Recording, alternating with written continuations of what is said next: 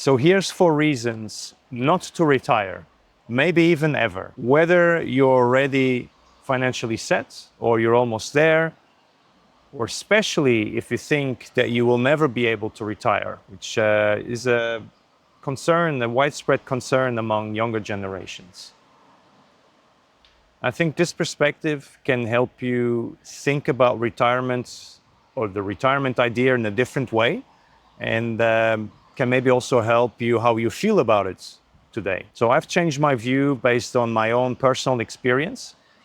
And science backs this up, that staying socially and mentally and physically engaged is actually good for living a longer and healthier life. So let's dive into this topic here at a beach in Portugal. So this is my second home country, and it sounds a bit ironic talking about not retiring at the beach. I understand that. But yeah, as I say, this is based on my own experience. So I've gone through a mini retirement. And my conclusion is this one. I've given a lot of thought to this. And of course, we could make 4 reasons or 5 reasons to retire. I think the opposite voice is not getting enough attention. So reason number 1 is seize the moment. Now stay here with me. So enjoy life while you have it now, okay? And you're healthy, instead of just putting it out 20, 30, 40 years into the future, which is what a lot of people do. And a lot of people, unfortunately, what happens, and statistics show this, that a lot of people actually die shortly after they retire, out of a heart attack or other conditions. Maybe they even start dying already in their 50s. And they've been putting their life on hold and have been sacrificing so many things up until then, and then that happens. That is a very sad story, really. And many people settle for jobs they absolutely hate. And this is, I think, the key thing. If you're doing something you love, fine. A lot of people aren't. And I've seen a lot of people settle just out of, not being afraid of trying something new, or golden handcuffs, which in my industry in banking is a very common thing. People just stay there kind of trapped in jobs they don't like just because of the high pay. And that is very sad as well, that you live most part of your life in this state. And for other people, it's also, even if the math doesn't add up. So I've talked about just briefly, right? A lot of younger generations have this valid concern. We have declining birth rates. We have an aging population. A lot of these retirement pillars that we've had the past decades have very difficult questions to answer, how they're going to finance retirement going forward. So most likely we're anyway and will end up working much longer or have reduced pension payouts. So let's do a few thought experiments here. Why not enjoying more now? Looking at work as an infinite game that we're gonna do for a long period of time. And work on things you like today. And connect work to your values and start doing that.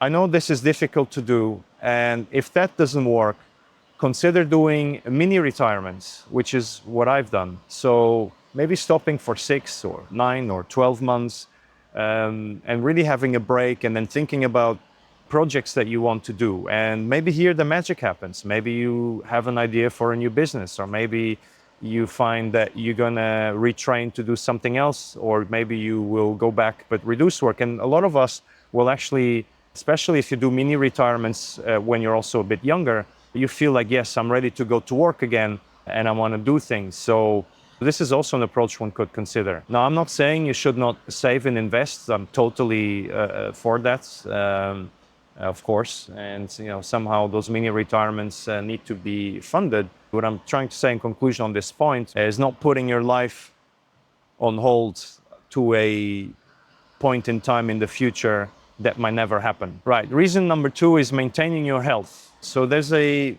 life philosophy which I really, really like, which has proven to help with longevity, and that is called Ikigai. So it's a Japanese philosophy. And the people who adhere to this, or the people who live by this life philosophy, they merge their profession, vocation, mission into one, and they end up actually working until the end of their days. They maybe work reduced, right?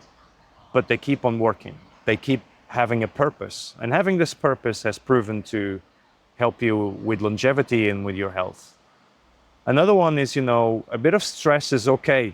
We've demonized stress, and don't get me wrong, I've been under a lot of stress. I know that can be very bad. It's oftentimes also the way we think about stress that affects us. There's a very famous TED talk that talks about this. I encourage you to look for this. And if you also are mindful of or careful of balancing stress and recovery, I don't think there's a problem with that. And that also keeps us fresh and engaged and, after a new challenge.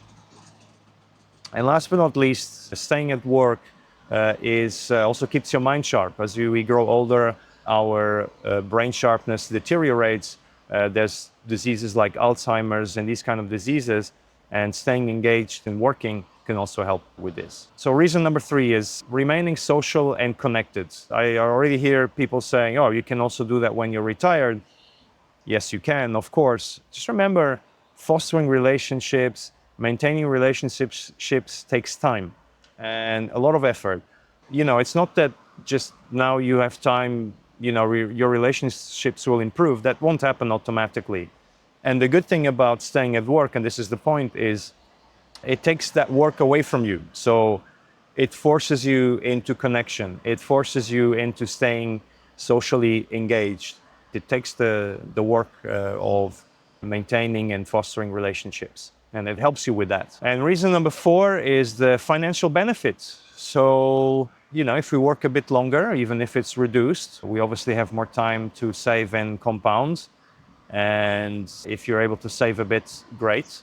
If you go beyond just financing your lifestyle, and you're able to make time work in your favor. Right, so a few concluding thoughts. I know this is a bit of a controversial message, and I think, though, that this could become quite relevant, especially for the younger generations. I could also make 4 reasons to retire. I'm not saying that retirement is bad, don't get me wrong. But what I'm trying to encourage here is another way of thinking that are very good reasons to actually continue to work. And we discussed that in this video. And so I will stop here. And I thank you very much for watching.